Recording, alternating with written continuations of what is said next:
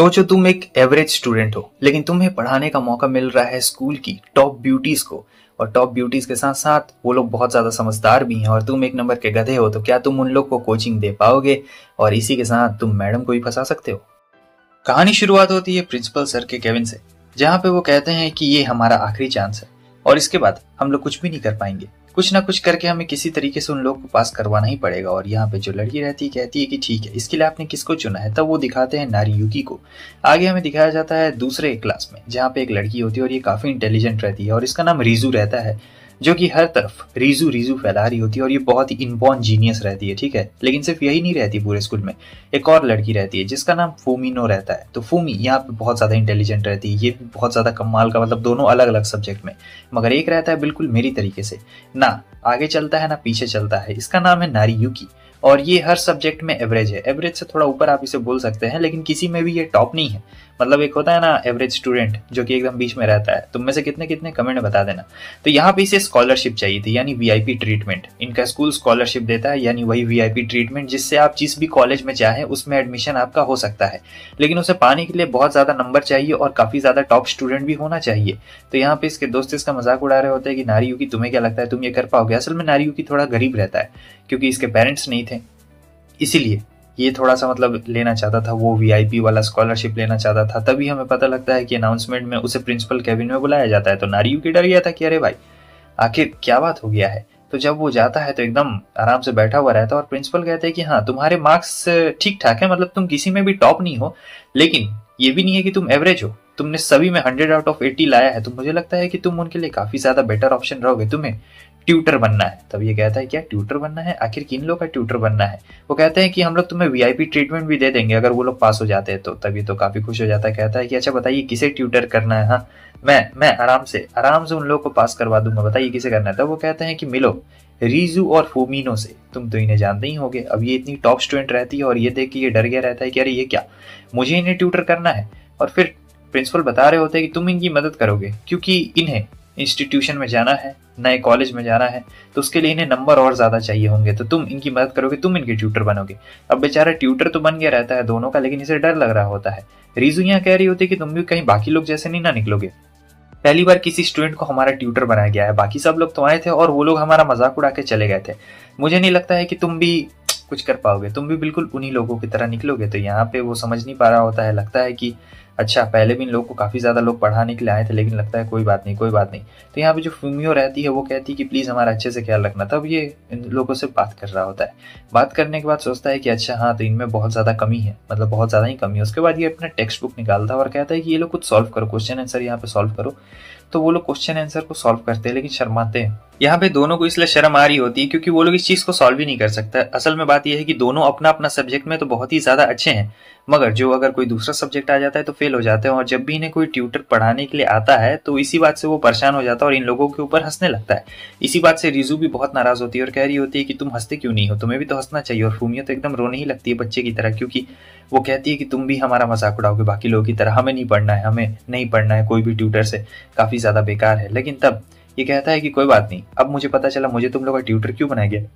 तो उसके बाद ये पेपर देता है। हर दिन मतलब नंबर अच्छे आ रहे थे, 1-2 करके नंबर बढ़ रहा होता है, मगर 5 नंबर से ज्यादा नहीं बढ़ रहा होता है और ये काफी बोर हो रहा होता है। एक दिन तो 0 आ गया और कहता है कि नंबर बढ़ने के बजाय घट क्यों रहे हैं। तो फूमियो तो भाई एकदम रोने लगती है क्योंकि उसे तो भाई रोना आता ही है, जाहिर सी बात है, लेडीज है तो रोएगी ही।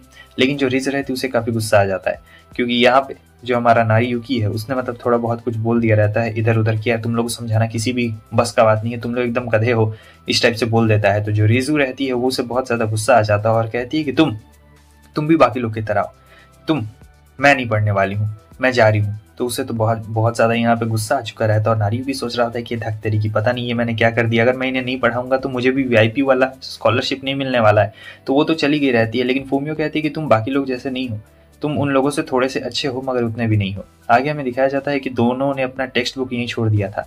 तो उसके बाद ये घर में बैठा हुआ रहता है और दोनों के टेक्स्ट बुक को देख रहा होता है, सोच रहा होता है कि आखिर इनमें क्या ऐसी प्रॉब्लम है, मतलब ये लोग समझ नहीं पाती हैं या फिर ये लोग घबरा जाती हैं, आखिर बात क्या है। वैसे दोनों काफी खूबसूरत लड़की रहती है। तो यहाँ पे ये डिसाइड करता है, उनकी टेक्स्ट बुक को खोल के देखता है तो समझ जाता है कि आखिर उनमें क्या क्या कमी है, क्योंकि एक एवरेज स्टूडेंट से ऊपर रहता है। वो लोग टॉपर मानती हैं मगर मैं बोलूँ सही में तो यही टॉपर रहता है। वो अपने बचपन को याद कर रहा होता है, जहाँ पे उसे काफी कम नंबर आए थे। बचपन में ये भी पढ़ने में कुछ अच्छा नहीं था, बहुत ज्यादा बेकार था। मगर जो इसके डैड थे ना, वो बहुत ही ज्यादा अच्छे थे। कहने का मतलब ये है कि जो इसके डैड थे, उन्होंने हमेशा से इसे ये बोला है कि कम से कम तुमने चीटिंग तो नहीं ना की, तुमने जो लिखा तुमने अपने से लिखा, भले तुम्हें कम नंबर आए या फिर तुम्हें 0 आ गया, इससे कोई फर्क नहीं पड़ता है। तुमने खुद से लिखा है, तुमने कभी चीटिंग नहीं की है, तो इससे ज्यादा अच्छी बात और कुछ हो ही नहीं सकती है। हालांकि अभी इसके डैड मिसिंग है, मतलब है नहीं, तो ये अपने डैड को ही याद कर रहा होता है। सुबह सुबह फिर चला जाता है दोनों को उनका टेक्स्ट बुक देने के लिए और कहता है कि माफ करना, तुम दोनों भूल गए थे तो मैं घर ले गया था, और हाँ, मैंने पढ़ भी लिया कि आखिर इस टेक्स्ट बुक में क्या क्या लिखा हुआ है, और पढ़ने के बाद मुझे अच्छी तरीके से समझ में आ गया है कि आखिर कमियां कहाँ पर है। वो दोनों तो बहुत ज्यादा शर्मा रही होती है। रीजू तो जाने लगती है, लेकिन वो कहता है कि रुको, मैं तुम लोग का प्रॉब्लम सॉल्व कर सकता हूँ, क्योंकि अगर मैं तुम लोग का प्रॉब्लम नहीं सॉल्व करता हूँ तो इससे मुझे भी प्रॉब्लम हो जाएगी। वो लोग कहती है कि आखिर तुम्हें किस बात का प्रॉब्लम होगा। तब बताता है कि मुझे वो वीआईपी वाला स्कॉलरशिप नहीं ना मिलने वाला है, इसीलिए, और मैं तुम लोग के लिए ये कुछ क्वेश्चन लेके आया हूँ, देख लो। तो ये लोग तो काफी खुश हो जाती हैं और कहती है कि आखिर तुम इतना सब कुछ मतलब क्यों कर रहे हो, तुम्हें तो ये सब नहीं करना चाहिए, तुमने तो मतलब कमाल कर दिया, तुमने ये सब एक ही रात के अंदर इतना हम लोग का प्रॉब्लम भी सॉल्व कर दिया। तब बताता है मुझे तो ये करना ही था, आखिर मुझे वो वीआईपी वाला स्कॉलरशिप भी तो चाहिए ना, लेकिन कुछ जोश में ज्यादा बोल देता है तेजी के साथ। तो वो लोग कहती है अच्छा बेटा, तो अपने फायदे के लिए कर रहे हो, इसका मतलब हमसे तुम्हारा कोई भी मतलब नहीं है। लेकिन वो कहता है अरे नहीं नहीं। आगे हम देखते हैं कि वो दोनों तो बहुत प्यार से देख रही थी। फिर जाते हैं ये लोग लाइब्रेरी में पढ़ने के लिए, क्योंकि लाइब्रेरी से अच्छा पढ़ने के लिए और कोई जगह तो हो ही नहीं सकती है। और ये बहुत ज्यादा शर्मा रहा होता है, ऐसा इसलिए क्योंकि दो प्यारी प्यारी लड़कियों के बीच में बेचारा फंस गया था ना। अब यहाँ पे कुछ कर भी तो नहीं सकता है। फुमियो को कुछ नींद आ जाती है भाई यहाँ पे, तो वो तो सो जाती है। तो वो कहता है कि अरे थोड़ा सा दूर हटो दूर हटो। उसके बाद ये एकदम क्या बोला जाए, रिस्क को बढ़ा रहा होता है, तो उसके जो बड़े बड़े मेलन्स होते हैं वो उससे टच हो जाते हैं, तो बेचारा यहाँ पे भी घबरा जाता है। लेकिन इन्हें समझ में नहीं आता है कि अरे ये क्या, ये नारियुकी को क्या हो गया। तो वो दोनों तो इसके काफी क्लोज आ जाते हैं, तो बेचारा और भी शर्मा चुका रहता है। फिर शाम हो गई रहती है। अब शाम हो गई रहती है तो जो रीजू रहती है उसके जाने का वक्त आ गया रहता है, तो वो तो अपना बैग पैक करना शुरू कर देती है। तो नारियुकी कहता है कि आखिर ये कहाँ पे जा रही है, मतलब इतनी जल्दी। तभी फुमियो बताती है कि वो इसके पेरेंट्स का रेस्टोरेंट है, तो ये उनके रेस्टोरेंट में मदद भी करती है। और ये सब सुनने के बाद तो नारियुकी सोच रहा होता है कितनी अच्छी स्टूडेंट है यार, मतलब पेरेंट्स की मदद भी करती है, काम भी करती है, वाह मजा आ गया।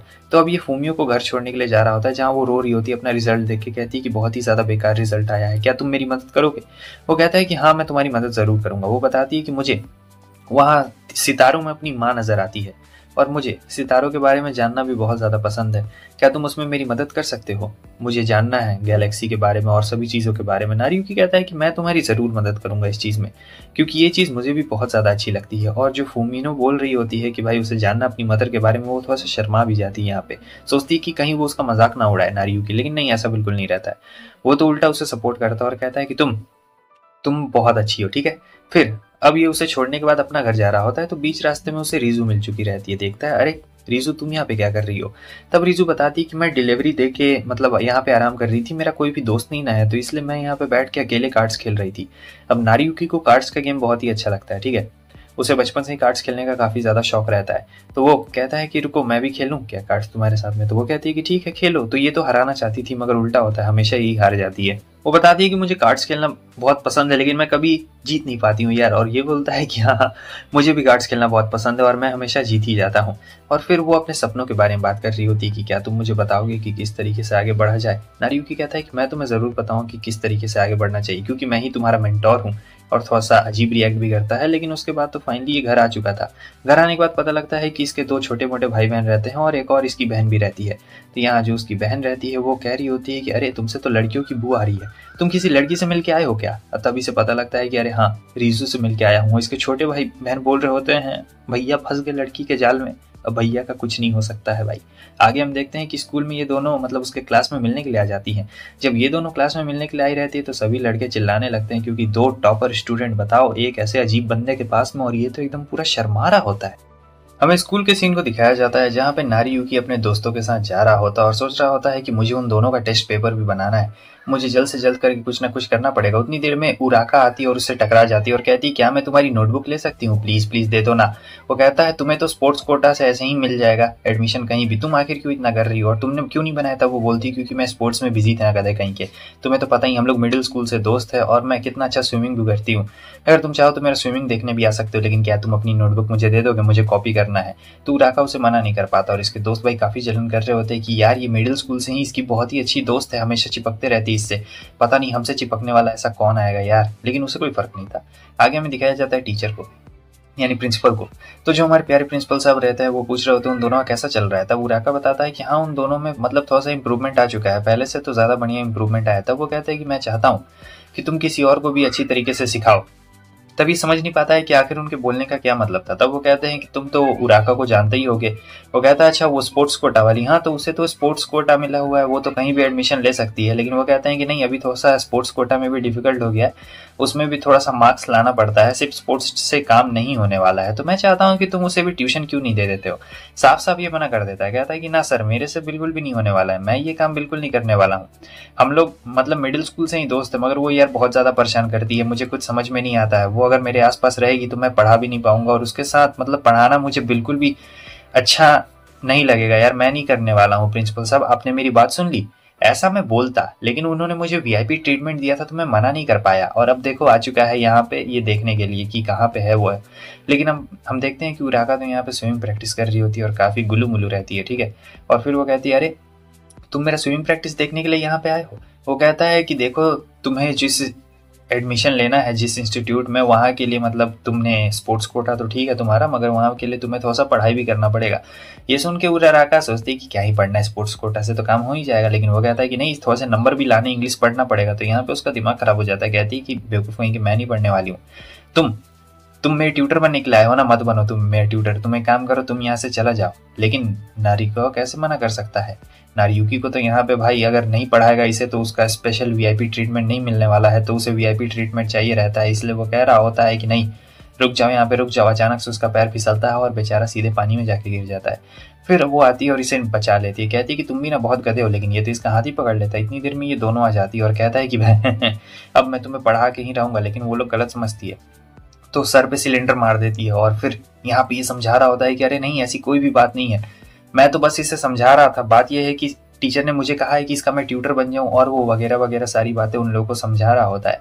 जो उराका रहती है वो कहती है अरे ये तो स्कूल की टॉप स्टूडेंट्स है, ये तुम्हारी दोस्त है क्या। अरे भाई मुझे यकीन नहीं होता है, तुम इन्हें भी ट्यूटर कर रहे हो क्या। तो वो कहता है कि हाँ इन दोनों को भी पढ़ाना मेरा ही काम है। ये सुन के उराका पता नहीं क्या होता है, थोड़ा सा अंदर में उसका कुछ जाग चुका रहता है और बोल रही होती है ये तो काफ़ी ज़्यादा अच्छी बात है, अब सब तीनों दोस्त और हम तीनों साथ मिल के पढ़ेंगे, हमारा ट्यूटर बहुत ज़्यादा अच्छा है। तो उराका तो भाई बहुत ही चिल गर्ल रहती है, अगर देखा जाए तो सही में बहुत ज़्यादा चिल गर्ल रहती है, और इसे भाई तीनों को संभालना पड़ेगा तो काफ़ी दिक्कत हो। नेक्स्ट सीन में हम देखते हैं कि उसने एक नोटबुक दी रहती है उराका को और कहा था कि इसे अच्छी तरीके से पढ़ लेना हो। उराका का हमें पास्ट का सीन दिखाया जाता है, मिडिल स्कूल में वो उससे हमेशा कॉपी मांगा करती थी, क्योंकि स्पोर्ट्स की वजह से ये पढ़ नहीं पाती थी ना, तो होमवर्क नहीं करती थी। एक दिन इसने सुना कि एक बंदा कह रहा होता है नारियुकी से कि तुम उस बेकार सी लड़की को मतलब हर दिन कॉपी क्यों दे देते हो अपनी, तुम इतनी मेहनत से होमवर्क करते हो मगर वो है कि होमवर्क नहीं करती है। तब नारियुकी कहता है कि देखो मुझे नहीं लगता कि वो कोई खराब लड़की है, मतलब वो अच्छी लड़की है यार, स्पोर्ट्स में उसका कितना अच्छा है, तुम देख रहे हो ना स्पोर्ट्स में कितनी ज़्यादा बढ़िया है, ऊपर से दिल लगाकर वो मेहनत भी करती है। अब कुछ काम वो नहीं कर सकती तो इसमें क्या बात है, मैंने थोड़ी सी उसकी मदद कर दी। तो उसका दोस्त चिढ़ाने लगता है उसे कि कहीं तुम मतलब उसे पसंद तो नहीं ना करते हो। तो वो कहता है कि नहीं नहीं ऐसा कोई बात नहीं है, वो मेहनती बहुत ज़्यादा लड़की है तो मुझे वो काफ़ी अच्छी लगती है। मगर जो उराका थी उसे तो भाई पसंद आ गया था नारिकू में, वो मतलब पसंद करती थी और वो उसे अपने लिए चाहती थी। आगे हम देखते हैं कि टीचर मांग रहे होते हैं रीजू से उसका असाइनमेंट, तो कहते हैं कि तुमने जो असाइनमेंट बनाया वो ठीक नहीं है तो तुम वापस से बनाओ। अब रीजू आ चुकी रहती है इसे बताने के लिए और कह रही होती है कि यार प्लीज़ तुम मेरी मदद कर दो ना मेरा असाइनमेंट बनाने में। टीचर ने तो एकदम मना ही कर दिया, उन्होंने बोला कि वापस से बना के लाओ तब मैं लूँगा।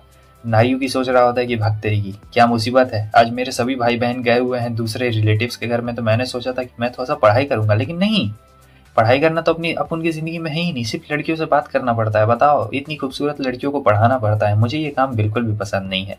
उतनी देर में जब ये लोग बैठे रहते हैं तब वो देख रहा होता है उसके टेक्स्ट बुक को, तो कहता है कि अच्छा तो ये बात है, ये है तुम्हारा प्रोजेक्ट, ठीक है मैं इसे संभालने की कोशिश करूंगा। तब फ़ोन पे मैसेज आता है, ये मैसेज रहता है उराका का ग्रुप में कि मैं तो भाई कैरियोके में हूँ, मस्त मज़े कर रही हूँ और तुम लोग भी क्या कर रहे हो, तुम लोग तो बोर हो रहे होगे। तब ये इधर से मैसेज कर देती है कि मुझे कुछ काम था तो मैं नारियुकी के घर पे आई थी, उसे थोड़ा सा असाइनमेंट बना रही थी। उतनी देर में भाई वो भी आ जाती है, एकदम हाफते हुए आ चुकी रहती है। तो ये लोग पूछते हैं कि तुम तो अभी कैरियोके में थी, मेरे घर से इतना दूर और तुम यहाँ पे क्या कर रही हो।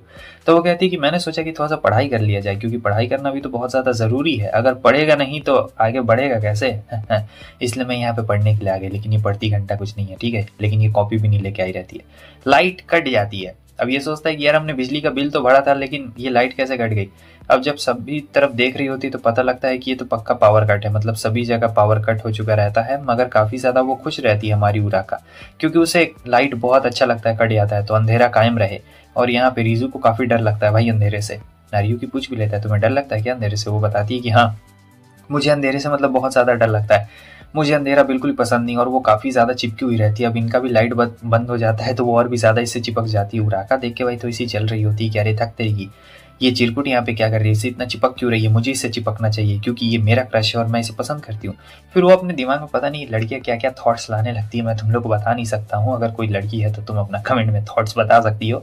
लेकिन यहाँ पे वो कहती है कि मुझे भी डर लग रहा है। नारियो की कहता है क्या तुम्हें भी डर लग रहा है, अभी तो तुमने कहा था कि तुम्हें बहुत मजा आता है अंधेरा कायम रहे, लेकिन अब तुम्हें डर लग रहा है। वो कैंडल जला देता है और कहता है कि पहले मैं लाइट कटता था ना ऐसे ही पढ़ता था, क्योंकि हम लोग तो ऐसे गरीब हैं, असल में खानदानी पूरा गरीब है तो इसमें क्या किया जा सकता है। और हम लोग मतलब एक बार मोमबत्ती में ही पूरा पढ़ लेते थे, एक बार मोमबत्ती चला बुझ गया पढ़ लेते थे, इसी में टॉप कर देते थे। गधा दिन में नहीं पढ़ता था, रात में पढ़ता था सिर्फ। और मोमबत्ती को देख के उन दोनों को भी लग रहा होता है, क्योंकि भाई रीजू तो अमीर घर से आती है, उसने तो मतलब मोमबत्ती में कोई पढ़ाई की नहीं है, हमेशा इन्वर्टर के लाइट में ही पढ़ाई की है।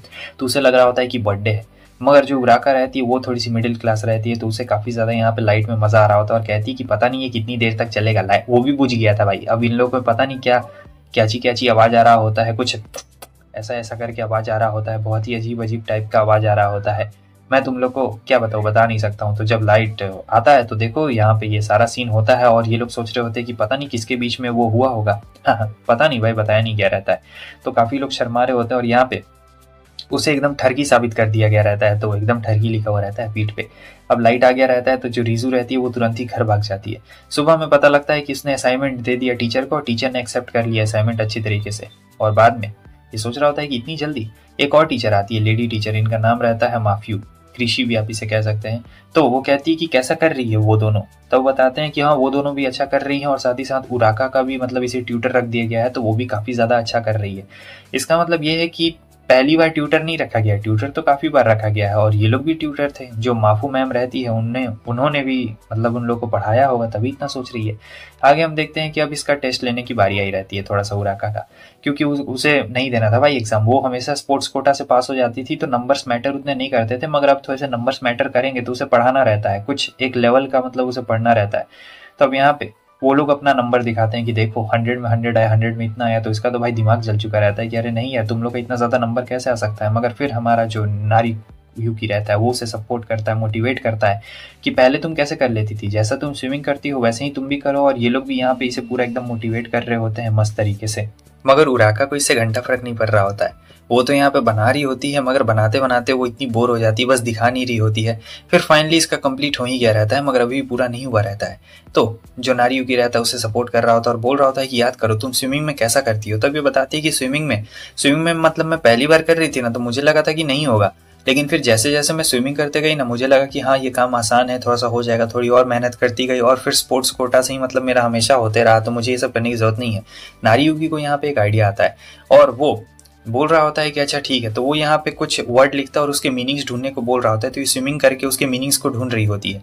ये काम बहुत आसान है, मतलब आपको जिस चीज़ में इंटरेस्ट है ना उसी चीज़ को मतलब एक थोड़ा सा पैशनेट तरीके से करिए और पढ़ाई कर लीजिए। तो यही नारी युकी ने अपना दिमाग लगाया था और यहाँ पे उसने काफ़ी अच्छा मतलब परफॉर्म किया था, काफ़ी मज़ा आ जाता है।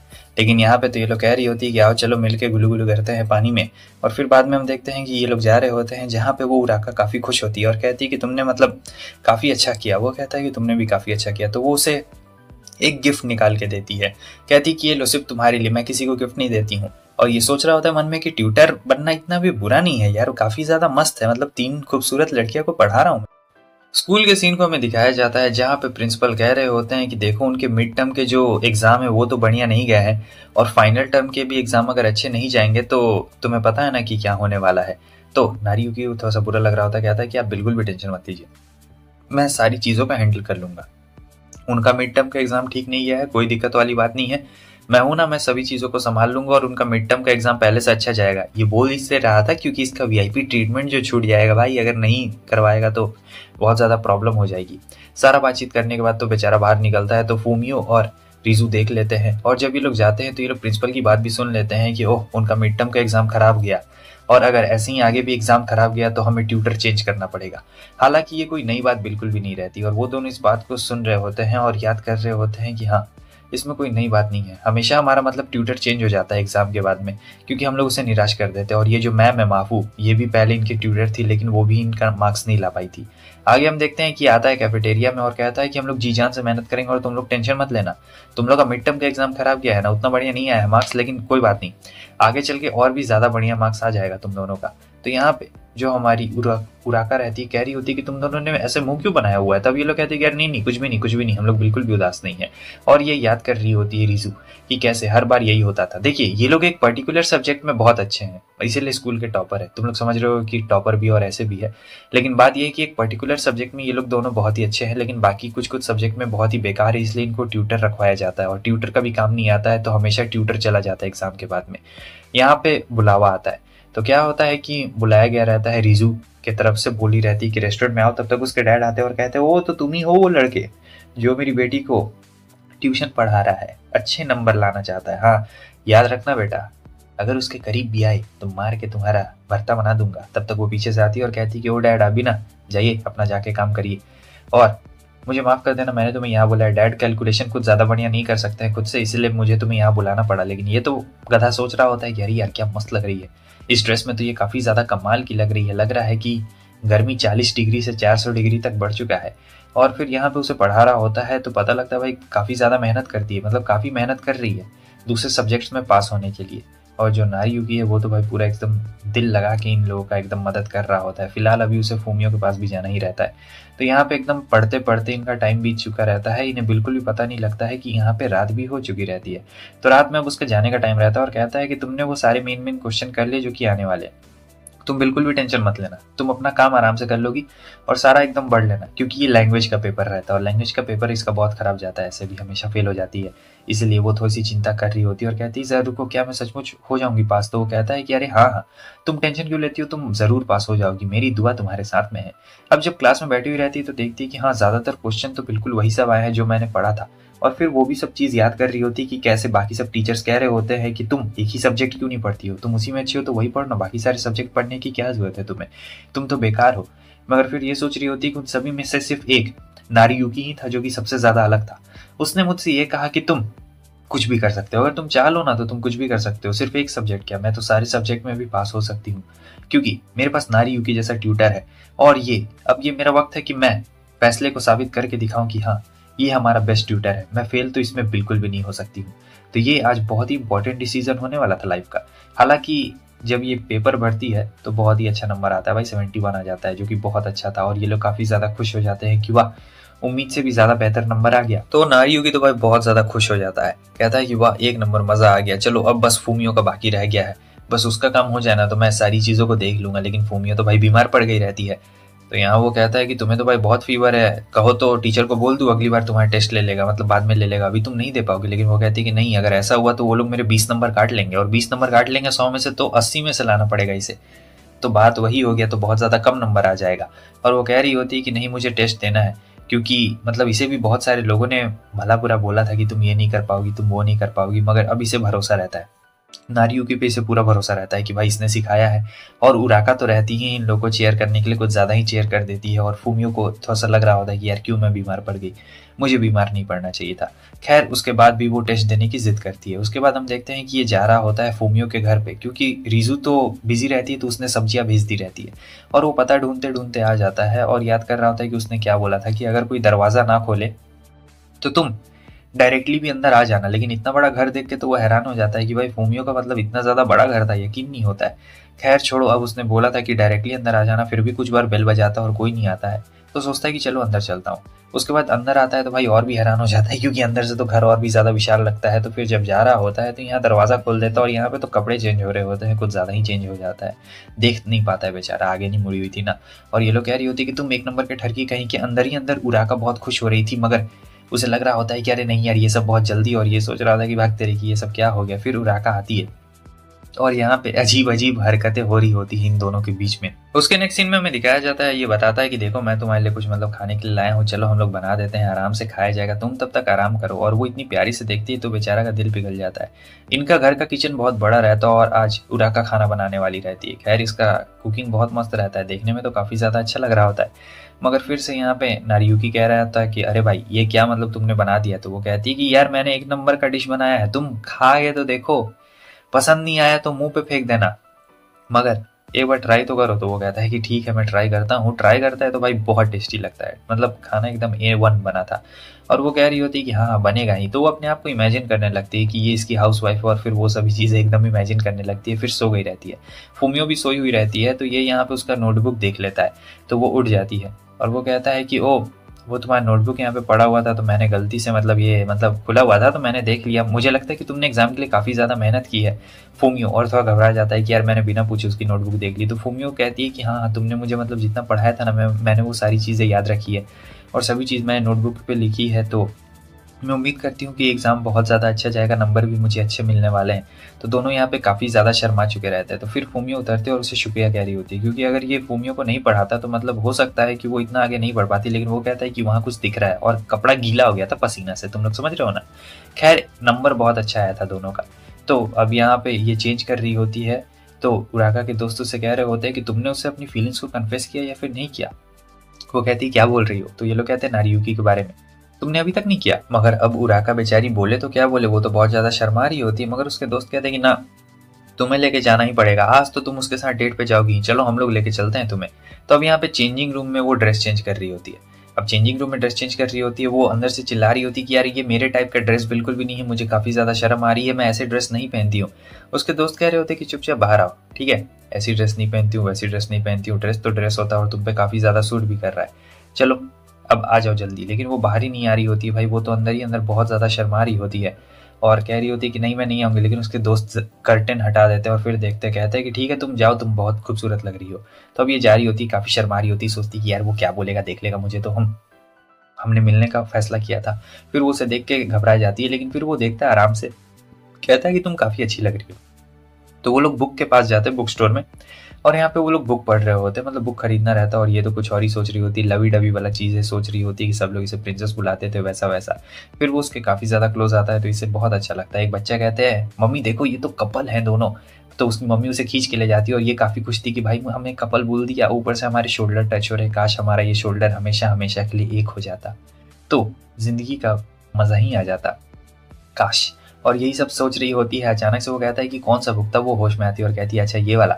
जब ये लोग जा रहे होते हैं तो आगे में देखते हैं कि कपल के लिए मतलब कुछ रहता है वहाँ पे, फर्स्ट प्राइज कुछ ऐसा चीज़ रहता है जो उराका की बहन को चाहिए रहता है। तो अब ये लोग तो कपल नहीं रहते हैं, लेकिन वो जो कंपटीशन है वो तो कपल के लिए ही रहता है। तो उराका सोच रही होती है कि यार मैं अपनी बहन के लिए ले लूँगी तो काफ़ी ज़्यादा मतलब वो खुश हो जाएगी, इसलिए वो कुछ ज़्यादा उधर पूछती नहीं है। हमारी नारियुकी से उसका हाथ पकड़ के जाने लगती है और कहती है कि मतलब ये कंपटीशन है, तुम्हें कोई प्रॉब्लम तो नहीं ना, कपल वाला है। तो वो कहता है कि नहीं नहीं कोई भी प्रॉब्लम नहीं है, अंदर ही अंदर तो इसे काफ़ी मज़ा आ रहा होता है, क्योंकि ये दिल से चाहती है नारियुकी को। अब नारियुकी तो बस इसे दोस्त की तरह देखता है और कुछ भी नहीं। तो उसके बाद ये लोग जाते हैं कॉम्पिटिशन में। कॉम्पिटिशन में ये रहता है कि उठाना रहता है गोद में, ठीक है, और जो ज़्यादा देर तक सबसे लास्ट तक टिकेगा उसे ही फर्स्ट प्राइज़ मिलने वाला है। तो यहाँ पे तो भाई पूरा शोर शराबा हो रहा होता है मस्त। लेकिन यहाँ पे इसे काफ़ी बुरा लग रहा होता है, सोच रही होती है कि अगर इसने बोल दिया तो कि मैं बहुत मोटी हूँ और मेरा वजन बहुत ज़्यादा है तो मैं क्या करूँगी, मैं तो शर्म के मारे पानी पानी हो जाऊँगी। यहाँ पे तो कुछ बोला भी नहीं जा पाएगा, यार मैं क्या बोलूँगी। और यहाँ पे सारे कपल अपना जोश दिखा रहे होते हैं कि कौन किसे सबसे ज़्यादा देर तक उठा के रख सकता है। तभी जो हमारा नारियुकी रहता है वो इसके आंख में आंसू देख लेता है उराका के और कहता है कि अरे तुम यहाँ मतलब यार रो मत, यहाँ पे रोने वाला टाइम बिल्कुल भी नहीं है, मैं हूं ना तुम्हें यहाँ पे, क्या हुआ क्या बात है। वो कहती है कि नहीं कुछ भी बात नहीं है, हमें फर्स्ट प्राइज जीतना है, तुम कब तक होल्ड करके रख पाओगे। तो वो काफ़ी देर तक रखता है और फाइनली प्राइज भी जीत चुका रहता है, बेचारी की हालत खराब हो गई रहती है। लेकिन उराका यहाँ पे बहुत ज़्यादा खुश होती है, बहुत ज़्यादा मतलब बहुत ज़्यादा खुश होती है और वो उसे शुक्रिया भी कह रही होती है, कहती है कि आज मतलब मूड बन गया, दिन बन गया एकदम, बहुत ज़्यादा अच्छा बात है। और मतलब इतना ज़्यादा खुश रहती है, नारियुकी को भी समझ नहीं आता ये लड़की पागल हो गई, लड़कियों को समझना नामुमकिन। हमें यहाँ पे फूमी को दिखाया जाता है, तो वो नहाकर मस्त बाहर आ गई थी इससे, और अब यहाँ पे ये कर रही होती है अपना वेट टेस्ट। मतलब देख रही होती है कि वेट कितना बढ़ा है कितना नहीं बढ़ा है। तो ये देख के तो ये एकदम अचंभा हो जाती है कि यार ये क्या, वेट तो बिल्कुल ही नहीं बढ़ा, जबकि बहुत ही ज़्यादा बढ़ गया है, कुछ ज़्यादा ही बढ़ चुका है। तो बाद में जब ये क्लास में जा रही होती है तो सोचती है कि यार यार मेरा वेट इतना कैसे बढ़ सकता है, मैं तो कुछ खाती भी नहीं हूँ, बस रात में 3-4 चिप्स विप्स वो सब खा लेती हूँ, तो इतना से वेट कैसे बढ़ सकता है। नहीं, ऐसा बिल्कुल नहीं हो सकता। मतलब 3-4 चिप्स हर डेली रात में खाने से और कुछ स्नैक्स स्वीट्स खाने से कुछ कैसे बढ़ सकता है यार वेट, ये नहीं हो सकता है। जब वो क्लास में जाती है तो ये लोग उससे चिप्स ऑफर कर रहे होते हैं और बहुत सारी चीज़ें रहती है खाने को, तो ये खा लेती है। लेकिन फिर यहाँ पे अफसोस कर रही होती, कह रही होती कह रही नहीं यार मैं ये क्या कर रही हूँ, मैं तो गधों की तरह बस खाते जा रही हूँ, मुझे खाना थोड़े है, मुझे तो वेट लॉस करना है और ये लोग तो मेरा वेट गेन करवा रहे हैं। तो इसी बात को सोच सोच के वो परेशान हो रही थी और फिर पूछ लेती है उन दोनों से कि तुम दोनों को वेट नहीं बढ़ता क्या। रीजू कहती है नहीं मेरा तो नहीं बढ़ता, और उराका कह रही होती है मैं तो कितना भी खा लूँ भाई मेरा वेट नहीं बढ़ता है। अब इसके वेट ना बढ़ने का कारण एक ये भी रह सकता है कि ये स्विमिंग करती है ना, तो वेट इसका बिल्कुल नहीं बढ़ता है। तो जैसे ये दोनों ये बात सुनते हैं तो दोनों इसका गाल खींचने लगते हैं और कहते हैं तुम तो बहुत लकी हो, हमारा वेट तो बढ़ जाता है। बाद में ये फैसला करती है कि ये नहीं खाएगी अब। तो अब यहाँ पे चीज़ केक आ गया था। अब चीज़ केक आ जाता है भाई कैसे, कितना एकदम रोने लगती है अंदर ही अंदर मन को, लेकिन फिर सोचती कि नहीं नहीं नहीं नहीं खाना है मुझे, नहीं खाना है नहीं खाना है। पूरा मतलब इसने एकदम निश्चय कर लिया था कि अब ये नहीं खाएगी, उपवास में रहेगी। तो यहाँ पे वो तीनों खा रहे होते हैं। अगले दिन भी कुछ पुडिंग वुडिंग ला दिया जाता है, तो यहाँ पे उराका पुडिंग लेके आई रहती है। तो वो लोग तो भाई मस्त आराम से खा रहे होते हैं पुडिंग को, और ये बस आराम से देख रही होती है, देखती भी नहीं है। तो अगले दिन फिर रीजू लेके आती है, तो इतना सारा चीज़ आ जाता है, बेचारी को तो मन ही नहीं कर रहा था। फिर केक लेके आ जाता है नीरियू की। बहुत दिक्कत है भाई, बहुत दिक्कत है। और अब यहाँ पे ये अकेले बैठी हुई रहती है। असल में रीजू और उराका को कुछ काम रहता है, तो वो दोनों तो यहाँ से चले गए रहते हैं और यही दोनों चुपचाप बैठे हुए रहते हैं। नीरायू देखता है उसके चेहरे की तरफ और कहता है कि क्या हुआ, कोई प्रॉब्लम है क्या, मतलब तुम काफ़ी गुमसुम गुमसुम सी ऐसी लग रही हो। तब वो कहती है कि नहीं नहीं कुछ भी प्रॉब्लम नहीं है, कुछ भी प्रॉब्लम नहीं है। फिर वो फाइनली उसे बता देती है वेट वाला के बारे में। तो वो कहता है कि क्या नहीं तुम्हारा वेट कहाँ बढ़ा हुआ लगता है, तुम तो बिल्कुल भी नहीं लगता है कि तुम्हारा कोई वेट बढ़ा हुआ है। वो कहती है कि हाँ वही तो, लगता नहीं है कि वेट बढ़ा हुआ है, मैं एकदम नॉर्मल दिखती हूँ और इसलिए मैं खाना नहीं खा रही हूँ, खाना कम खा रही हूँ मैं। तो वो कहता है कि मेरे पास टॉफ़ी ये खा लो, लेकिन वो कहती है नहीं मैं ये नहीं खा सकती। वो कहता है कि दिमाग खराब हो गया क्या, एक टॉफ़ी खाने से कुछ थोड़े होने वाला है। वो कहती है नहीं मैं डाइट वाला खाना खाऊंगी, ये सब नहीं खाऊंगी। तो उसके बाद वो उसे पकड़ता और कहता है लो खाओ, लेकिन वो कहती है कि नहीं। अच्छा रुको, तो तुम मेरा पेट छू के बताओ तो कैसा लग रहा है, मतलब छू के बताओ कैसा लग रहा है, मतलब वेट बढ़ा है कि नहीं बढ़ा है, घटा है या फिर नहीं घटा है। तो वो कहता है कि मैं कैसे। तो वो कहती है कि एक बार छुओ तो। तब वो जाता है छूने के लिए उसे, और वो छू रहा होता है तो पता नहीं इसे क्या फीलिंग आ रही होती, बहुत ज़्यादा मज़ेदार फीलिंग आ रही होगी, जो भी फीलिंग आ रही होगी। तो नारियू की भी काफ़ी ज़्यादा यहाँ पे शर्मा गया रहता है, क्योंकि हर किसी को नहीं मिलता ये चीज़ करने को। वैसे मैं काफ़ी लकी हूँ, तुम लोग को बता दूँ। खैर इसका वेट तो उतना नहीं घटा हुआ रहता है, लेकिन फिर भी काफ़ी बोर हो रही थी और रात में इसे पढ़ना भी रहता है।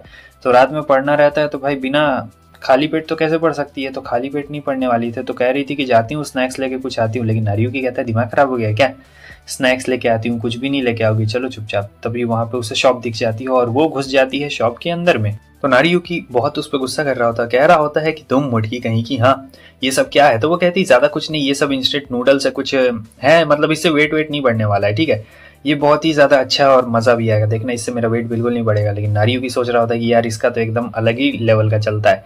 और फिर रात में ये वेट टेस्ट करती है तो पता लगता है वेट बिल्कुल नहीं बढ़ा है, थोड़ा सा घट गया है। तो काफ़ी खुश होती है कि नूडल्स ने काम कर दिया। उसके आगे हमें दिखाया जाता है यहाँ पे रीजू को, जो कि पढ़ाई कर रही होती है। और रीजू जब पढ़ाई कर रही होती है तभी कोई लड़की वहाँ पे आ जाती है जिसका नाम रहता है सावाको।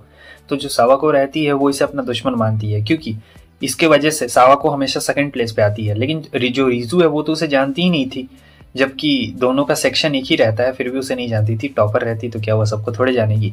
तो यहाँ पे वो बताती है कि मैं थोड़ा भूलने में, मतलब लोगों को याद नहीं रखती हूँ। सावा कहती है कोई बात नहीं, मैं तुम्हें याद दिला देती हूँ, तुम्हारी वजह से मैं हमेशा सेकंड आती हूँ। मुझे समझ में नहीं आ रहा है आखिर आजकल तुम्हारा लैंग्वेज का पेपर इतना अच्छा कैसे जा रहा है, कहीं ये इस बंदे की वजह से तो नहीं हुआ है। तो वो नारियुकी की तस्वीर दिखा रही होती है और कहती है कि इसी की वजह से ना तुम्हारे मार्क्स इतने ज़्यादा बढ़िया आ रहे हैं।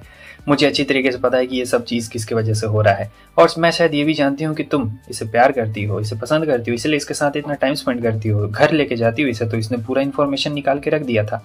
रीजू कहती है कि नहीं ऐसा कुछ भी नहीं है, हम लोग तो बस दोस्त हैं, और हाँ आज वो मुझे पढ़ाने आ रहा है मेरे रेस्टोरेंट में, ठीक है, और तो वो कहती है अच्छा तो ये बात है, ठीक है मैं भी आती हूँ। तो बाद में हम देखते हैं कि वो इनके रेस्टोरेंट में आ गई रहती है। अब इसे तो बिल्कुल बुरा नहीं लग रहा होता है, मगर जो नारियुकी रहता है उसे काफी मतलब अनकंफर्टेबल महसूस हो रहा था कि बताओ यार, एक तो ये लड़की मतलब ऐसे सामने सामने नूडल्स खा रही है, और फिर वो उससे कह भी देता है कि मतलब तुम ये क्या कर रही हो। तो वो कहती है कि तुम लोग अपना काम करो ना, तुम उसे पढ़ा रहे हो, तुम उसे पढ़ाओ, मैं हूं ना यहाँ पे, मैं अपना बस नूडल्स खा रही हूँ, नूडल्स मेरा खत्म हो जाएगा तो मैं चली जाऊंगी। लेकिन वो बहुत ही धीरे धीरे खा रही होती है, और नारियुकी को बहुत ज्यादा यहाँ पे अजीब लग रहा होता है। वो इस तरीके से बिल्कुल भी कॉन्सेंट्रेट नहीं कर पा रहा होता, और पढ़ना तो एकदम दूर की बात रहती है। और जो सावाकावा रहती है वो तो क्या ही बोला जाए भाई। उसके बाद जब उसका नूडल्स खत्म हो जाता है तो वो उससे चिपक जाती है, सोचती है कि नारियुकी से मुझे कुछ पूछ लेना चाहिए। तो वो यहाँ पे पूछने लगती है कि आखिर तुम दोनों का रिलेशनशिप क्या है।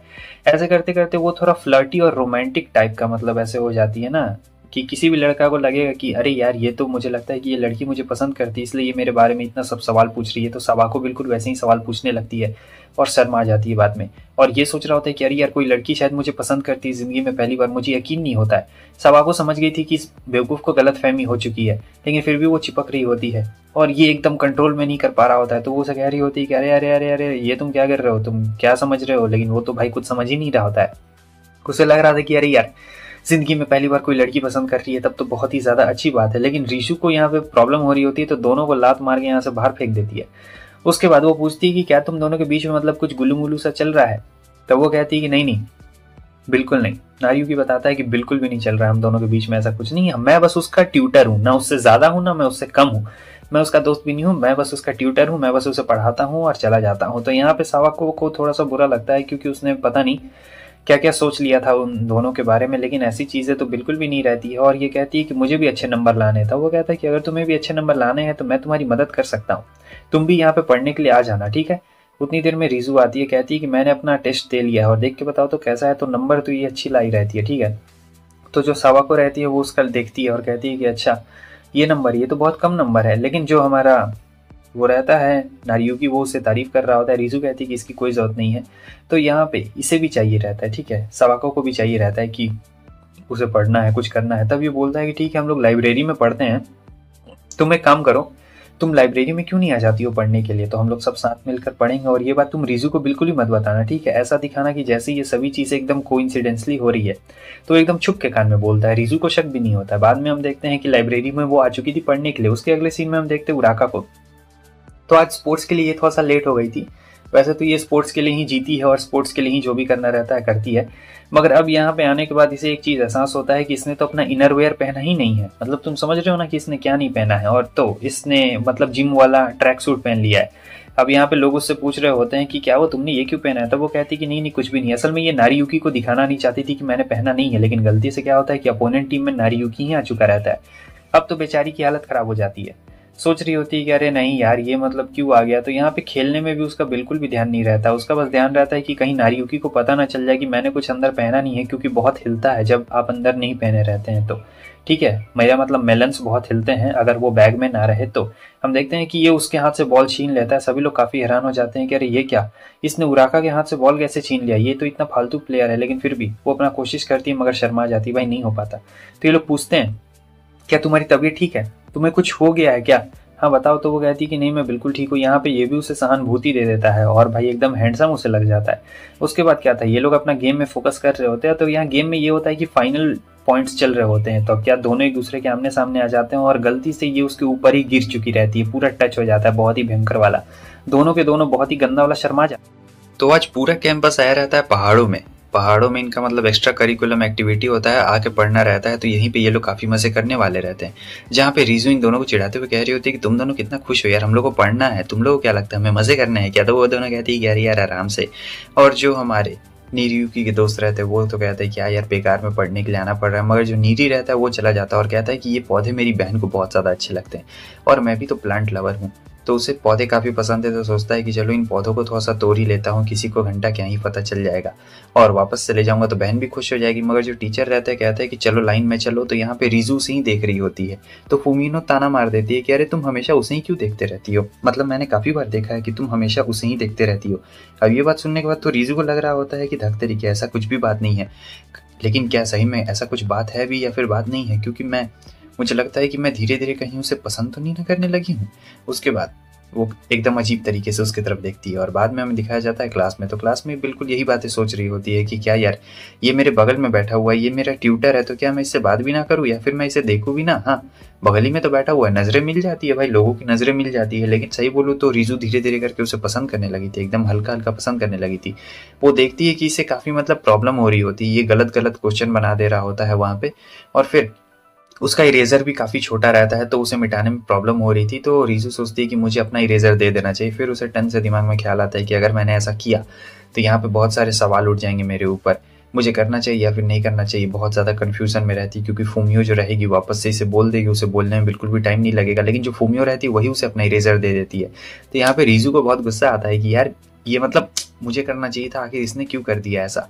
उसके आगे हमें दिखाया जाता है कि ये यहाँ पर कुछ कोल्ड ड्रिंक लेना चाह रही होती है, मगर हाइट थोड़ा सा कम रहता है ना रीजू का, थोड़ी गुलथुल रहती है, हाइट थोड़ा सा कम रहता है, तो इसीलिए वो ले नहीं पा रही होती, लेने में काफ़ी प्रॉब्लम हो रही होती है। तब तक नारियुकी वहाँ पे आ जाता है और उसकी मदद कर देता है।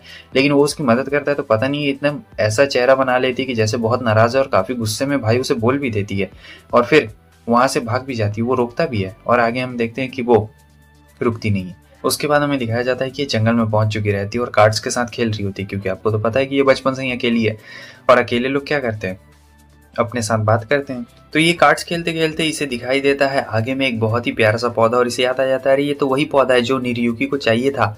अरे यहाँ पर तो ये बहुत सारे, मतलब सोच रही होती है कि जाके मैं उसे दे दूंगी तो बढ़िया रहेगा, तो इतने सारे रहते हैं। लेकिन बारिश का मौसम हो गया था, अचानक से एकदम तूफान जैसा मौसम हो गया था, यहाँ पे पूरा मौसम खराब हो गया था, और फिर ये रास्ता गुम गई थी। आगे में निरियुकी को दिखाया जाता है जो कि देखता है मौसम खराब हो गया था। तब तक उतनी देर में वो सोचता है कि पता नहीं क्या, तब तक सावा आ जाती है और कहती है कि क्या तुमने देखा रीजू को। वो कहता है कि नहीं, मैंने नहीं देखा, लास्ट टाइम मैंने बाहर में देखा था। फिर वो बताती है कि वो कहीं भी नहीं है, ना कैंपस के अंदर में है, ना मुझे कहीं पे दिख रही है। तुम्हें याद है कि वो कहाँ पे गई है? तब ये कहता है अच्छा, तो तुम्हें उसकी काफ़ी चिंता हो रही है। सावा कहती कि नहीं, ऐसी बात बिल्कुल भी नहीं है, मुझे लगता है कि कहीं वो बाहर तो नहीं ना चली गई है। नीरी कहता है कि क्या इस तूफान में वो बाहर जाएगी? मुझे ऐसा बिल्कुल भी नहीं लगता है। लेकिन फिर वो याद कर रहा होता है कि कैसे मतलब वो भाग कर चली गई थी। तो सावा कहती है कि तुम्हें क्या लगता है कि आखिर वो कहाँ पे होगी? तो वो सोचता है कि अरे नहीं, कहीं वो सही में बाहर ही तो नहीं ना है, आखिर अब मैं क्या करूँ। हाँ, और आगे फिर वो चला जाता है बारिश में उसे ढूंढने के लिए। सोचता है कि अरे यार, मैं कहाँ ढूंढूंगा, इतनी बड़ी जगह है। तभी उसे उसका कार्ड दिखाई दे देता है, और उसका कार्ड मतलब दिखाई देता है तो ये यहाँ पे दिमाग लगाने लगता है कि आखिर ये कार्ड आया कहाँ से होगा, ऊपर से आया है कि नीचे से आया है। और जो हमारी रीजू रहती है यहाँ पे सोच रही होती है कि धक तेरी की, मुझे ऐसा बिल्कुल भी नहीं करना चाहिए था, काश काश कोई मुझे बचाने के लिए आ जाता, यहाँ पे ढूंढते ढूंढते मुझे आ जाता। तो ये यहाँ पे नीरी के बारे में ही सोच रही होती है कि काश नारियुकी यहाँ पे आ चुका रहता मुझे बचाने के लिए। मुझे तो उसकी आवाज़ें भी सुनाई दे रही है, पता नहीं क्या हो गया है, मेरा ही भ्रम है जो मुझे उसकी अजीब अजीब आवाज़ें सुनाई दे रही है। मगर ऐसा बिल्कुल नहीं रहता है। बात तो ये रहती है कि जो नारियुकी रहता है वो यहाँ पे इसे चिल्लाते चिल्लाते ही आ रहा होता है, इसे भले पता ना हो, और वो उसके सीधे सामने खड़ा हो जाता है। उसे सामने खड़ा देख ये भी बहुत ज़्यादा शर्मा जाती है और कहती है कि अरे तुम यहाँ पे, आखिर तुम्हें मेरा पता कैसे चला? और वो एकदम हैरान हो चुकी रहती है। तब वो बताता है कि ये जो कार्ड है ना, हमने खेला था उस दिन, मुझे याद है, और ये कार्ड ऊपर से आ गया था, मतलब नीचे, तो मुझे लगा कि तुम ऊपर ही होगी, इसलिए मैं ऊपर आ गया यहाँ पे तुम्हें लेने के लिए। और क्या ये पौधे तुम्हें अच्छे लगते हैं क्या? मेरी बहन को बहुत ज़्यादा पसंद है। तब रीजू एकदम पौधों को देखने लगती है और शर्मा जाती, कहती कि नहीं नहीं, अगर तुम्हें चाहिए तो तुम इन पौधों को रख सकते हो। लेकिन वो कहता है कि अच्छा चलो, तुम पहले नीचे आ जाओ, हम लोग को वापस जाना होगा, तूफान आने वाला है। लेकिन उसका पैर फिसल जाता है, वो गिरने वाली रहती है, मगर यहाँ तो दोनों के बीच में गजब का किस हो गया रहता है, दोनों को मजा आ गया था। और यहाँ पे इसकी बहन कह रही होती है कि भैया का खाना का प्लेट टूट गया, इसका मतलब उनके साथ कुछ अपशगुन हुआ है क्या? आगे हमें दिखाया जाता है कि इन दोनों को पनिशमेंट मिली रहती है, काफी सुनने के लिए मिला रहता है, और अब दोनों यहाँ पे मिलके बाथरूम की साफ सफाई कर रहे होते हैं। ठीक है, तो हमारा जो निरियुकी रहता है, ठरकी लड़का था, इसी के बारे में सोच रहा होता है, वही किस के बारे में सोच रहा होता है कि अरे यार, मतलब मेरा फर्स्ट किस था, एकदम मजा ही आ गया। और फिर उस सीन को हमें दिखाया जाता है जहाँ पे वो सोच रहा था कि हाइट हाइट मजा आ गया, मन में लड्डू फूट गया, लेकिन दूसरा वाला कह रहा होता है कि नहीं नहीं यार, आराम से शांत रहो, कुछ मत करना। मगर जो रीजू रहती है वो तो यहाँ पे भाई एकदम शांत हो गई रहती है, उसे कुछ समझ नहीं आता, वो तुरंत ही उठ खड़ी थी और चली गई थी। तो यही हुआ था इनके पास्ट में अभी थोड़ा सा, और ये यहाँ पे बाथरूम साफ कर रहा होता है। इतनी देर में इन्हें कुछ आने की आवाज़ें आ रही होती है। ठीक है, तो हम देखते हैं कि लड़कियां यहाँ पे आ चुकी थी और उन लोगों ने तुरंत कपड़ा वपड़ा खोल दिया था नहाने के लिए। दोनों एकदम डर जाते हैं और कह रहे होते हैं कि अरे यार, हमें तो इस जगह को सफाई करने का मिला था और ये लोग यहाँ पे नहाने के लिए क्यों आई है? रीजू कहती है कि मुझे नहीं पता कि आखिर वो लोग यहाँ पे क्यों आई है। तब वो कहता है कि तुमने ये जो आईडी कार्ड अपने गले पे लटकाया है, तुम्हें नहीं लगता है कि इसे बाहर दरवाजे पे लटकाना चाहिए था? वो कहती है कि अरे हाँ, लेकिन रीजू का तो कोई दिक्कत नहीं रहता है, बस निरयुगी का दिक्कत रहता है कि अगर भाई किसी लड़की ने देख लिया उसे तो तब तो बहुत ज़्यादा प्रॉब्लम हो जाएगी। और रीजू सोच रही होती है कि अरे हाँ यार, किसी लड़की ने अगर इसे देख लिया तब तो बहुत ज़्यादा प्रॉब्लम क्रिएट हो जाने वाली है, आखिर हम लोग क्या करें। तो वो उसे छुपाने के लिए कहती है कि जाओ तुम अंदर स्पा में छुप जाओ। आगे हम देखते हैं कि सभी इसके दोस्त लोग आ जाते हैं। तो रिजू यहाँ पे सबको मना कर रही होती है, कह रही होती है, वो ये नहीं बोलती कि बाथरूम साफ करने का हमें टेंडर मिला हुआ है यहाँ पे, तुम सभी लोग चली जाओ यहाँ से, जाके दूसरे बाथरूम में नहाओ ना। निरुकी सोच रहा होता है कि अच्छा चलो अब ठीक है, अब रिजू ने बोल दिया है तो वो सभी लोग यहाँ से चली जाएंगी। मगर नहीं भाई, ऐसा बिल्कुल भी नहीं होने वाला था। उराका उनके साथ में रहती है ना, तो ऐसा कैसे होने वाला था। उराका तो कहती है कि अरे तुम यहाँ पे क्या कर रहे हो, चलो तुम भी अपने कपड़े खोलो, और वो तुरंत ही भाई खोल देती है और इसे टॉवल में लपेट लेती है। अब काफी बुरा होने वाला है क्योंकि ये लोग स्पा वाले में ही जा रहे होते हैं, और जो हमारा निरुकी रहता है वो तो टेबल के अंदर छुपा हुआ था, मतलब वहाँ पे बेंच के नीचे ही छुपा हुआ रहता है बहुत ही बुरी तरीके से। तो बता दूं कि यहाँ पे काफ़ी ज़्यादा गर्मी रहती है और वो सोच रहा था कि यार ये लोग कब जाएंगे, जल्दी जाएंगे तभी तो अच्छा रहेगा। तो फूमियो को यहाँ पे गर्मी लगना शुरू हो गया रहता है। तो हम देखते हैं कि कैसे जो उराका रहती है वही सबसे पहले भाग जाती है, भले फूमियो को गर्मी लग रहा होता है। लेकिन बाद में अब ये सोच रहा होता है कि यार कब तक रहेगी, क्योंकि गर्मी बहुत ज़्यादा रहता है। लेकिन फूमियो कह रही होती है कि नहीं नहीं नहीं, अभी तो मैं आराम से रहूंगी, तुम इतना टेंशन क्यों लेती हो, अभी तो 10 मिनट और रहूंगी। अब 10 मिनट अगर ये रही तो भाई इसका एकदम कचूम्बर निकल जाने वाला है, बहुत ही बुरा हाल होने वाला है हमारे निरुकी का। तब कितना ही देर ऐसा हो जाता है, उसका पैर में मतलब कुछ टच हो जाता है फूमियो का, और कहती है कि अरे नीचे कुछ टच है। वो झुक के देखने वाली रहती है, तब तक सवाका आ चुकी रहती है और कहती है कि जाओ तुम लोग वहाँ जाओ, बाथटब रेडी हो गया है। तो वो दोनों तो एकदम भाई एक्साइटेड में चली जाती है, और सवाका कहती है कि तुम बाहर निकल सकते हो, मुझे पता है तुम यहाँ पे छुपे हुए हो। ये बताने की कोशिश करता है कि ऐसी कोई भी बात नहीं है। तो सवाका कहती है कि मुझे पता है कि तुम्हारा ऐसा कोई भी इंटेंशन नहीं था, मुझे तुम्हारा जैकेट बाहर पड़ा हुआ मिला था और कुछ भी नहीं, ठीक है अब चलो लो और चले जाओ।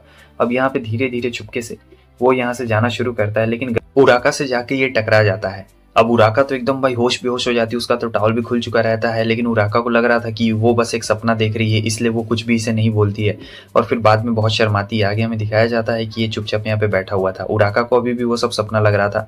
फिर ये आ चुकी रहती है रिजू और उससे माफ़ी मांग रही होती है, कहती है कि अगर मैंने उस दिन ध्यान से काम किया होता तो ये सारी नौबत बिल्कुल भी नहीं आती। लेकिन वो कहता है कि अरे नहीं नहीं, इसमें तुम्हारी कोई भी गलती नहीं है। अब इसी सब चीज़ के बातचीत में क्या होता है कि ये लोग थोड़ा सा और भी बहक चुके रहते हैं और भी बहुत सारी बातें कर रहे होते हैं, जहाँ पे रिजू से माफ़ी मांग रही होती है और ये सोच रहा होता है यार ये तो कितनी क्यूट लग रही है, मतलब गुस्सा कर रही है तभी कितनी क्यूट लग रही है। और फिर ये लोग गलती से किस वाली बात कर देते हैं कि वो मेरा फर्स्ट किस, तो दोनों यहाँ पे बहुत ज़्यादा ही शर्मा जाते, फिर कुछ भी नहीं बोलते। हमें दिखाया जाता है तो नारियुकी को यहाँ पे टीचर ने बुलाया रहता है और कहती है कि तुम तो एक नंबर के ठरकी स्टूडेंट हो, तुम्हारा कुछ भी नहीं हो सकता, तुम ठरक से भरे पड़े हो। तब वो कहता है कि क्या हुआ, तो वो कहती है तो रिजू को किस करने में तुम्हें मज़ा तो बहुत ज़्यादा आया होगा, और भी वो ऐसी इसकी हरकतें बता रही होती है। तो वो बता रहा होता है कि अरे नहीं मैडम आप बिल्कुल गलत समझ रही हैं, ऐसा कुछ भी नहीं हुआ है। अब बात ये रहता है कि जो फूनियो रहती है वो बाहर में कान लगा के आवाज़ सुन रही होती है, मगर उसे सिर्फ ठरकी सुनाई देता है। तो उसे लगता है कि टीचर इसे मेरी वजह से डांट रही है। तो वो चली जाती है अंदर में और कहती कि ये सब इसकी गलती बिल्कुल भी नहीं है, मैंने ही इसे कहा था कि मेरे पेट पे हाथ रखे। असल में ये बिल्कुल गलत समझ रही थी क्योंकि इसने बस ठरकी सुना था, तो ये पूरा उल्टा सुन चुकी रहती है। और अब यहाँ पे वो कहती कि इसकी कोई गलती नहीं है, और नारियुकी सोच रहा होता है कि अरे नहीं यार ये इसने क्या किया, जो चीज़ टीचर को नहीं पता थी वो भी इसने इसे बता दी। अरे नहीं ऐसा नहीं होना चाहिए था। बाद में रिजू आती और कहती कि इसमें इसकी कोई भी गलती नहीं थी, इसने मुझसे कहा था कि गर्ल्स वॉशरूम के बाहर में आईडी कार्ड टांगने निकले, लेकिन मैंने ही नहीं टांगा था, जिसकी वजह से वो सारी चीज़ें हो गई और गर्ल्स बाथरूम के अंदर आ गई। ये गर्ल्स में कुछ भी नहीं कर रहा था, इसमें इसकी कोई भी गलती नहीं है। तो नारियुकी सोचता है कि फिर से नहीं, अब देखो एक और आ गई। उराका कहती है कि इसने मुझे ज़बरदस्ती नहीं पकड़ा था, वो तो ये गलती से मेरे ऊपर गिर गया था वहाँ बाथरूम में फिसल के, और कुछ भी नहीं। नारियुकी सोच रहा होता है यार इन तीनों ने मेरी वाट लगा दी, जो चीज़ टीचर को नहीं पता थी वो भी अब पता चल गई, अब मैं क्या करूँ। तो टीचर यहाँ पे कह रही होती है तुम हो तो एक नंबर के ठरकी, लेकिन ये तीनों पहली बार मुझसे जबान लड़ा रही है, मतलब तुम्हें बचाने के लिए मुझसे बहस कर रही है, इसका मतलब यह है कि तुम में कुछ ना कुछ खास बात तो ज़रूर है। खैर इन सभी गलतियों को चलो अभी तुम्हारी मैं माफ़ कर देती हूँ, लेकिन अगली बार से ऐसा कुछ भी नहीं होना चाहिए। तुम वैसे हो तो एक नंबर के ठरकी, ये बात मुझे मानना पड़ेगा, लेकिन तुमने ये सब बिल्कुल भी अच्छा नहीं किया। वैसे ही नारियुकी टीचर का हाथ पकड़ लेता है, सही में बहुत ज़्यादा ठरकी रहता है, कहता है कि आपके हाथ पे ये सब कट्स लगे हुए हैं। मुझे ऐसा क्यों लग रहा है कि उस दिन आप भी रिजू को बचाने के लिए वहाँ जंगल में आई थी। तब टीचर कहती है कि हाँ जाहिर सी बात है, मैं उनकी पहले से ट्यूटर हूँ तो मैं उन्हें देखने के लिए ज़रूर आऊँगी, मुझे उनकी चिंता हो रही थी। तब वो कहता है आप तो काफ़ी कमाल की, मतलब आप दिखाती नहीं है किसी को, लेकिन आप है बहुत ज़्यादा कमाल की। टीचर कहती है कि हाँ हाँ वैसे तुम कमाल के बिल्कुल नहीं हो, परवट गई के चलो चले जाओ। आगे हम देखते हैं कि नारियुकी फाइनली बाहर आ चुका था, वो तीनों इंतजार कर रही होती है और कहती है कि अरे यार इसमें कोई भी गलती नहीं, हम लोग बस कुछ कह रहे थे। तो वो कहता है कि अरे कोई बात नहीं कोई बात नहीं, कुछ भी नहीं होने वाला है, मुझे मेरा वीआईपी ट्रीटमेंट भी मिल जाएगा और तुम लोग को तुम्हारा काम भी मिल जाएगा, तुम लोग बिल्कुल भी टेंशन मत लो, ठीक है आराम से रहो। प्रिंसिपल बता रहे होते हैं कि हाँ परफॉर्मेंस काफ़ी अच्छा है, तुम्हारा वीआईपी ट्रीटमेंट यानी वीआईपी कार्ड भी अब तुम्हें मिलने वाला है। बेचारा बहुत खुश था। आगे हमें दिखाया जाता है कि इसके दोस्त खा रहे होते हैं और कहते हैं तो तुम उन तीनों में से मतलब किसके बॉयफ्रेंड हो? हाँ, तो ये कहता है मैं किसी को बॉयफ्रेंड नहीं हूँ, मैं किसी को डेट नहीं कर रहा हूँ, मैं तो बस उन लोग को पढ़ाता हूँ और बस पढ़ाने लायक ही मेरा काम है, उससे ज़्यादा मेरा काम कुछ भी नहीं है। तभी उसका दोस्त कह रहा होता है कि अगर मैं तुम्हारी जगह होता ना तो भाई अभी तक तो किस भी कर चुका रहता। मतलब इतनी बढ़िया बढ़िया है भाई, स्कूल के टॉप टायर्स में से एक है और तुम हो कि बस उन्हें पढ़ा रहे हो और कुछ भी नहीं। लेकिन जैसे वो किस की बात करता है ये थोड़ा घबरा जाता है। तो उसके दोस्त कहते क्या, इसका मतलब तुमने किस किया है? आगे हमें दिखाया जाता है उराका को, जो कि यहाँ अपने मन में सोच रही थी अगर मैं अच्छे से पढ़ूंगी तो ये हो जाएगा, लेकिन बंदा चिल्लाते आ रहा था कि उसने किस किया है, नारियुकी ने किस किया है। और वो चीज़ अब पूरा स्कूल को पता लग गया रहता है। और यहाँ पे यही चीज़ उराका सोच रही होती कि यार इसकी कोई गर्लफ्रेंड है, मुझे बिल्कुल भी नहीं लगा था कि इसकी कोई गर्लफ्रेंड भी हो सकती है। और फिर यहाँ पे उसका पढ़ाई में बिल्कुल भी मन नहीं लग रहा होता है। तो वो उससे पूछ ही लेती है, अच्छा एक बात बताओ कि क्या तुमने मतलब सही में किसी को किस किया है? और ऐसे वो एकदम डायरेक्टली बोल देती है, घुमा फिरा के बोल देती है। अब नारियुकी एकदम हैरान हो चुका रहता है कि अब बोलूँ तो बोलूँ क्या, मतलब बात तो सच रहती है ना। तो उसके बाद वो उठ के चली जाती है, ये रोकने की कोशिश करता मगर वो नहीं रुकती। आगे हम देखते हैं कि ये चुपचाप बैठ के यहाँ पे रो रही होती है, सोचती है कि मैं ही बहुत बड़ी गधी हूँ, मैं उसे मिडिल स्कूल से ही जानती हूँ लेकिन मुझे ये नहीं पता था कि उसकी कोई गर्लफ्रेंड भी है। थक तेरी की, ये तो बहुत ज़्यादा बेकार हो गया, मुझे उसे उसी वक्त प्रपोज कर देना चाहिए था। और बैठ के अंदर ही अंदर एकदम घुटते जा रही होती है। फुमिनो देख लेती है और कहती है कि अरे ये क्या, ये यहाँ पे क्या हुआ इसे? तो उराका पास जाती है, उसे सपोर्ट कर रही होती है। तब उराका बोलती है कि मेरी एक फ्रेंड है, वो एक दोस्त को मिडिल स्कूल से ही जानती है, मगर अब उसे पता लग रहा है कि उसके फ्रेंड का मतलब बॉयफ्रेंड है और वो उसे पसंद करती है, तो आखिर क्या किया जाए। हालांकि ये बात सुनने के बाद तो फूमियो एक ही बार में बोल देती है कि हाँ, अपने बारे में बोल रही है, बस थोड़ा सा घुमा फिरा के बोल रही है और कुछ भी नहीं है। तो यहाँ पे फूमियो ने भी अफवाह तो सुन ही ली थी, तो इसीलिए वो उसे बोलती है कि देखो अभी तुमने बस अफवाह सुनी है उसके किस के बारे में, तुम्हारे दोस्त मतलब तुम्हारे दोस्त के दोस्त ने तो कभी कंफर्म नहीं ना किया है कि वो कभी रिलेशनशिप में था या फिर नहीं था, तो तुम इतना उदास क्यों होती हो, जाओ अपने दोस्त को बोलो। और आगे हम देखते हैं कि रीजू कहती है कि अरे क्या हुआ, तुम दोनों मतलब एक दूसरे को गले क्यों लगा रहे हो? तो वो कहती है कि अरे नहीं नहीं कुछ भी नहीं कुछ भी नहीं।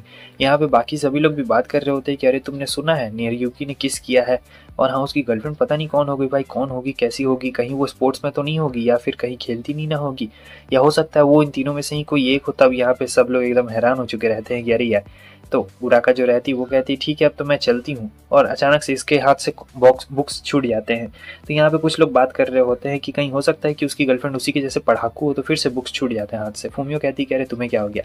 आगे हम देखते हैं कि ये चिल्ला रहा था क्योंकि एग्जाम में काफ़ी ज़्यादा कम नंबर आए हुए रहते हैं, इसलिए वो चिल्ला रहा था। कहते हैं कि मैंने तुम्हारे ऊपर इतनी ज़्यादा मेहनत की और तुम हो कि मुझे ये वाला फल दे रही हो, बताओ जीरो जीरो जीरो लाती हो तुम। फूमियो का थोड़ा ठीक नंबर आए हुए रहते हैं, मगर यहाँ पे रीजू का भी थोड़ा सा कम नंबर आया रहता है, तो वो उस पर भी चिल्ला रहा होता है। कहता है कि ये तुम लोगों ने क्या किया? फूमियो सोच रही होती है कि ये दोनों इसे पसंद करती है, ओ माई गॉड। बाद में ये आता है इसके साथ बैठा हुआ रहता है और कहता है कि तुमसे दिल की बातें शेयर करना बहुत ज़्यादा आसान है। वो दोनों को पता नहीं क्या हो गया है, पता नहीं सभी लोग को ये किसने बोल दिया कि मैंने किस किया, जबकि मैंने ऐसा कुछ भी नहीं किया है। और उन दोनों को भी देखो ना एकदम वो अलग बिहेव कर रही है जब से वो बात फैली हुई है। फूमियो मन में सोच रही होती है कि गधे कहीं के, वो लोग इसलिए नहीं है क्योंकि वो किस वाली बात फैली हुई है, वो लोग इसलिए टेंशन में है क्योंकि वो दोनों तुम्हें पसंद करती है, और अगर तुम्हारा कोई गर्लफ्रेंड निकला तो ये उनके लिए बहुत ही हार्ट ब्रोकन वाली चीज़ होगी। बाद में हमें दिखाया जाता है कि यहाँ पे उराका के दोस्तों से पूछ रहे होते हैं कि आखिर तुम्हें पूछ रहा है या फिर नहीं पूछा, मतलब तुम्हें पूछ लेना चाहिए एक बार, तुम्हें जाके उससे कंफर्म कर लेना चाहिए। और भी इसे ये लोग टिप्स दे रहे होते हैं, कुछ कुछ ऐसे टिप्स दे रहे होते हैं जो कि बताने लायक नहीं रहते हैं, ये सब लड़कियों के सीक्रेट्स रहते हैं, मैं तुम लोग को नहीं बता सकता हूँ क्योंकि मुझे पता है। आगे हमें दिखाया जाता है कि ये सोच रहा था कि हाँ यार वो फूमियो बिल्कुल सही कह रही है, मैंने उन्हें दोस्त से ज़्यादा कुछ ज़्यादा ही ट्रीट कर दिया, मुझे ऐसे टच नहीं करना चाहिए था उन लोगों को, मैं ट्यूटर के जगह कुछ और ही बन गया था। आगे हमें दिखाया जाता है उराका रेडी रहती है, लेकिन उसका जो ड्रेस काफ़ी रिवीलिंग रहता है, तो ये एकदम घबरा गया रहता है। उसका रिवीलिंग ड्रेस देख के बहुत ज़्यादा मतलब कमाल का लग रहा होता है और कहता है कि आखिर मेरे सामने ऐसे मत आया करो। आगे हमें दिखाया जाता है कि दोनों साथ में जा रहे थे, तो कुछ लोग यहाँ पे देख रहे होते हैं, तो वो दोनों एकदम तेजी के साथ यहाँ से निकलना शुरू करते हैं, कहीं किसी को ऐसा ना लगे कि हम लोग कपल है, और वैसे भी काफी रिवीलिंग ड्रेस भी होती है। तो यहाँ पे साइड में एक बोर्ड लिखा हुआ रहता है जहाँ पे आप प्यार के लिए भी मन्नत मांग सकते हो और पढ़ाई के लिए भी मन्नत मांग सकते हैं। तो आपको तो पता ही है किसने कौन सी वाली मन्नत मांगी होगी, जाहिर सी बात है उराका ने प्यार वाला मन्नत मांगा होगा।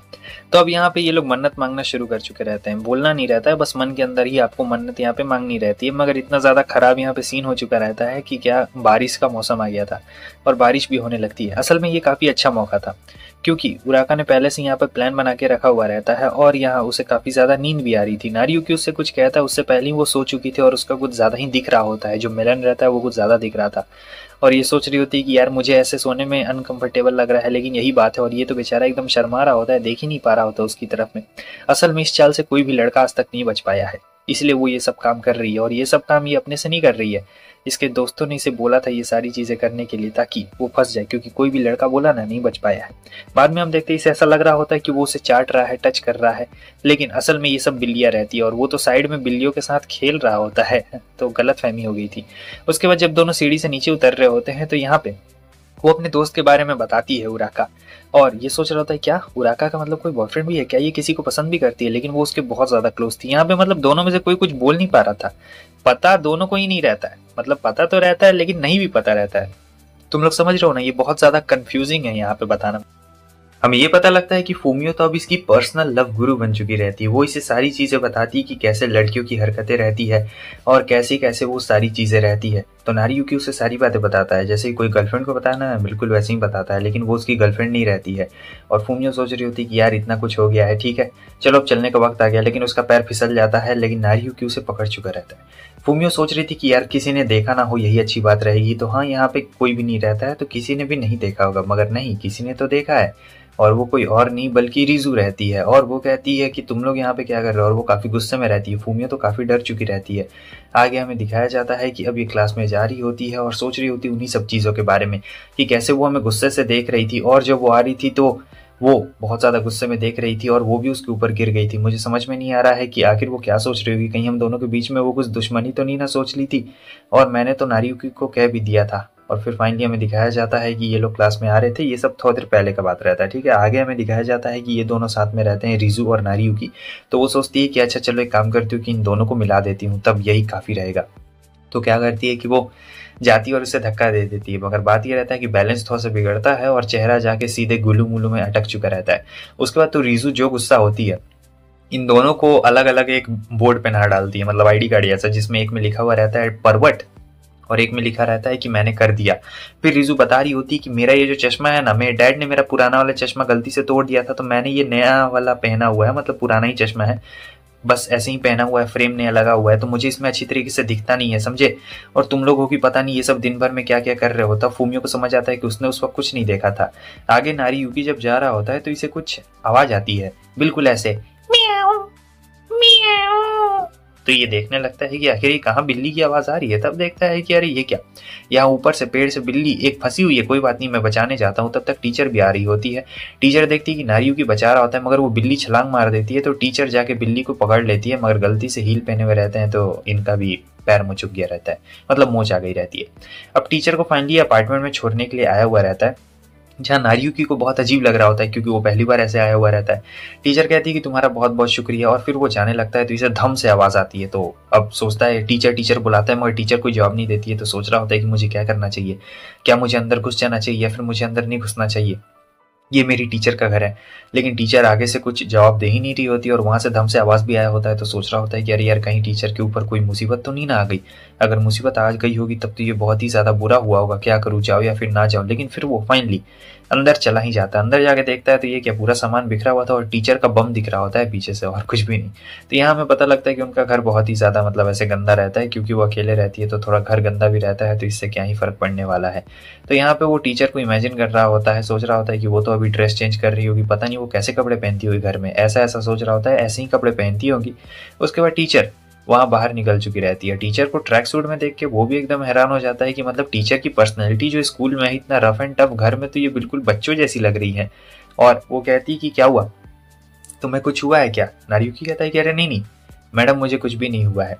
और सोच रहा होता है कि यार ये तो बहुत ज्यादा अलग लग रही है। फिर बाद में बोल भी देता है चेहरे पे कि आप मतलब आपका ये जो पर्सनैलिटी है मतलब घर में और स्कूल में बहुत ज्यादा डिफर करता है आपका पर्सनैलिटी। वो कहती है कि हाँ थोड़ा मोड़ा तो डिफर करता ही है, और वैसे भी कौन हमेशा सेम रहने के लिए आया है, वैसे आपका घर बहुत ज्यादा गंदा है, ऐसा वो मन में बोल रहा होता है। लेकिन वो कहती है कि चलो मैं तुम्हारी मदद कर देती हूँ अब।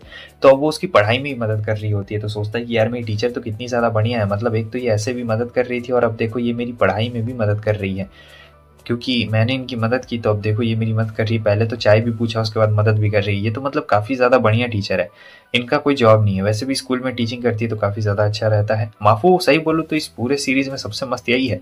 ऐसे करते करते 2 घंटे बीत चुके रहते हैं। तो वो कहता है कि ठीक है मेरा घर जाने का वक्त आ गया है। तो बैग उठाता है तो किसी और ही का बैग उठ चुका रहता है। टीचर कहती है कि लाओ इसे इधर दो। उसके बाद पता नहीं नारियुकी जोश में आ चुका रहता है और कहता है कि मैं वो करूंगा। लेकिन टीचर कहती है कि तुम अभी छोटे बच्चे हो, बड़े नहीं हो गए हो। नारियुकी कहता है कि अरे आप ये क्या बोल रही है, मेरा मतलब था मैं घर साफ करूंगा, मैम कहती है कि क्या तुम मेरी घर साफ करने में मदद क्यों करोगे? नारियुकी कहता है क्योंकि आपने मेरी मदद की और मुझे नहीं लगता है कि हमें ये घर गंदे रहना देना चाहिए, ठीक है, हम लोग मिल के साफ करेंगे।